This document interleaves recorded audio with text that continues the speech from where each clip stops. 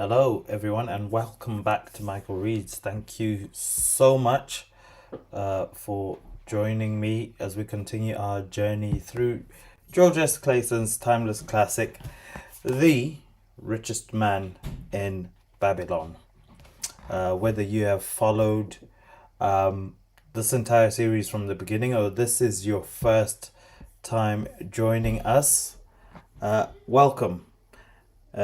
Today we are approaching the final chapters of the main story, and I believe these chapters contain some of the most powerful messages in the entire book. So far, we have learned that wealth begins with a decision. We have learned that the importance of paying ourselves first. We have explored the laws of gold, the importance of wise counsel, and the need to protect what we build. But today, we move into lessons that many people can relate to on a much deeper level. Because the truth is, not everyone's financial journey begins perfectly. Some people start with mistakes, some start with debt, some start after losing absolutely everything. The question is not whether challenges will appear, the question is who do we what do we do when they do? Before we begin, if you have been enjoying this journey through The Richest Man in Babylon, please consider supporting me by liking this live stream, subscribing to the channel, and sharing this discussion with someone who may benefit from these timeless lessons. And if you haven't already, I encourage you to explore the complete playlist of chapter readings here on the channel. These discussions are designed to give you insight and reflection, but the full experience comes from reading Clason's original words for yourself. So grab yourself a copy of the book and keep it as your guide. Now, let us continue our journey, and we go straight to chapter 8, The Camel Trader of Babylon. This chapter introduces us to a man named Tarkad. Unlike Arkad, who represents financial success, Tarkad represents something many people experience: financial struggle. He's hungry, he is discouraged, he has made mistakes, and perhaps most importantly, he has lost confidence in himself. This chapter begins with Tarkad encountering an old friend, Dabasir, who asks him a simple but powerful question: why have you not repaid what you owe? At first, this seems like a conversation about debt, but as the chapter unfolds, we discover it is actually a conversation about responsibility, character, and transformation. Now, debt is not only a financial burden, it can become a psychological burden.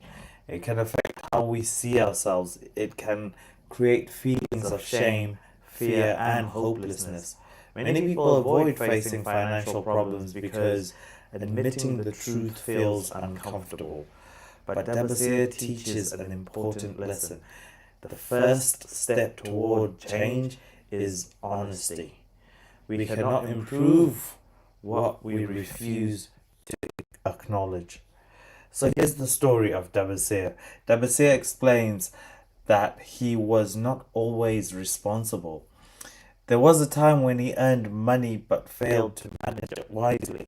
He borrowed, he spent, he avoided responsibility. Eventually, his debts became overwhelming. Instead of facing his problems, he ran from them. But running away did not solve anything. Eventually, he reaches a turning point in his life. He decides that his past choices do not have to define his future. This is one of the most important moments in the entire book because transformation begins when someone decides, I may have made mistakes, but I am capable of making better choices.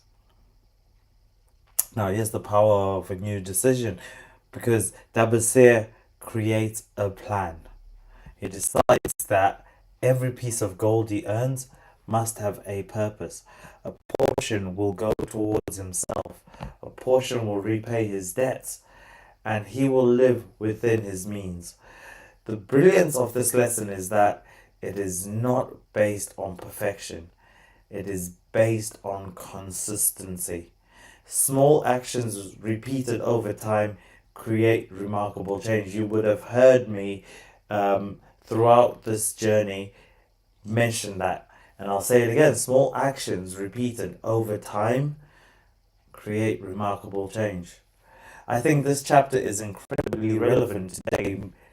Many people believe they need a completely new life before they can improve their finances. But often, what they need first is a new decision. The past cannot be changed, but the next choice can be changed. This connects deeply with a principle I believe in: taking 100% responsibility for everything that happens in your life without exception and without condition. Responsibility does not mean blaming yourself for everything. It means recognizing that your future is still influenced by what you choose today. Now we're going into chapter 9, the clay tablets from Babylon. This chapter is one of the most fascinating in the entire book because it shows the practical results of applying the principles. The story takes us to a much later period where ancient clay tablets are discovered containing financial instructions. These tablets reveal a powerful message. A person can recover. You can recover from any situation. A person can rebuild. A person can change their financial direction. And within it, there's a real financial recovery story. The tablets tell the story of Dabasir after he transformed his life. What makes this chapter so powerful is that it doesn't simply talk about success, it shows the process. Dabasir did not become wealthy overnight. He followed a system. He created discipline. He controlled his spending. He repaid what he owed. He rebuilt trust. He changed his habits.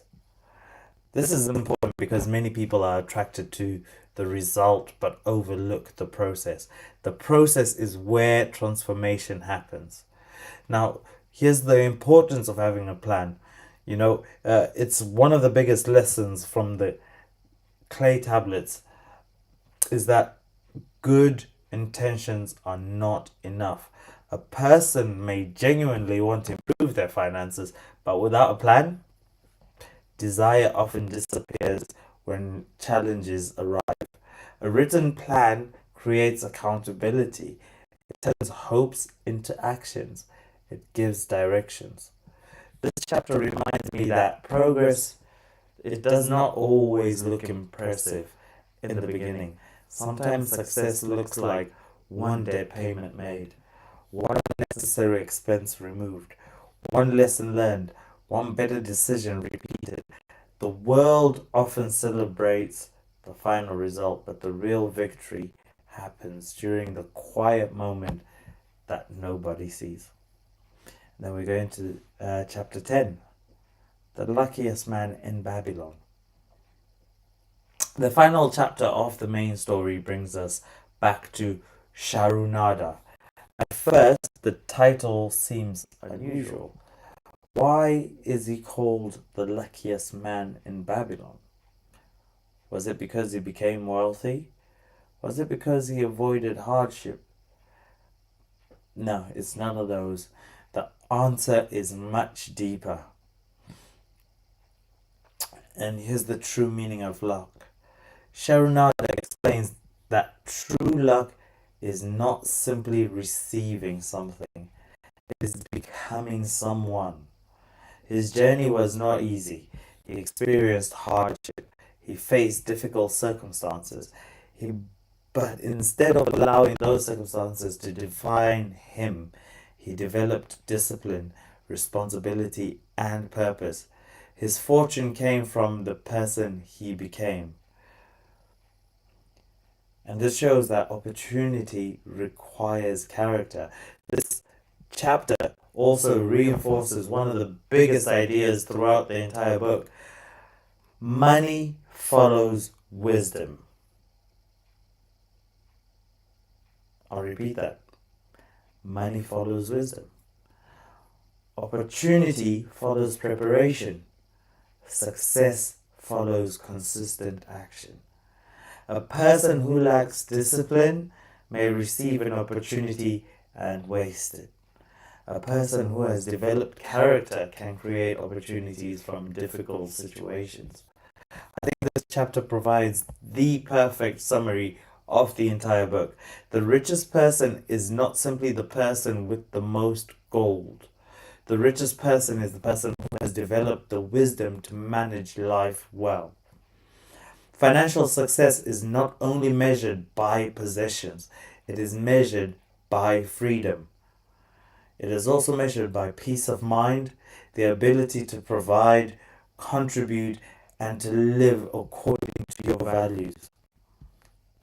So when we bring chapters 8, 9, and 10 together, when we look at these three chapters together, we see a powerful journey. Chapter 8 teaches us that mistakes do not have to define us. Chapter 9 teaches us that discipline and planning can rebuild your future.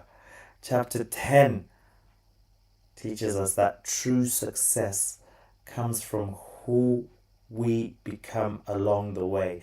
This is why The Richest Man in Babylon continues to inspire people. It's one of the greatest books I've read so far. Although on this channel we will go through some absolutely amazing books, but so far this is S tier. It does not promise an easy path, it offers a better path. And in closing, this quick summary brings us to the end of the main story of The Richest Man in Babylon. We have traveled from Bansir and Kobe's desire for change, through Arkad's wisdom, and finally through the lessons of responsibility, discipline, and transformation. But there's still one final piece of the journey. And in our next and final part, tomorrow at the same time, we will explore the historical sketch of Babylon. We will look into the incredible civilization behind the stories, reflect on the greatest lessons from the entire book, and discuss why these principles remain just as relevant today as they were thousands of years ago. And if you enjoyed the series, please support me and my channel, Michael Reads, by liking the live stream, subscribing to the channel, and sharing these discussions with someone who enjoys learning and personal growth. And if you haven't yet watched the full chapter readings, I invite you to explore the complete playlist here on the channel. Finally, if you don't own a copy of The Richest Man in Babylon, I encourage you to get one. Honestly, books like these are not simply read once, they are revisited throughout life because different seasons reveal different lessons. So, thank you for joining me on this journey. Like I always say, keep reading, keep learning, keep growing, and remember, your past may explain where you are today, but your choices today help determine where you will go next. So thanks for joining me, and I look forward to seeing you all tomorrow as we do the final summary of this book, and I look forward to seeing you all on there. So thank you so much, take care, and until next time, bye bye.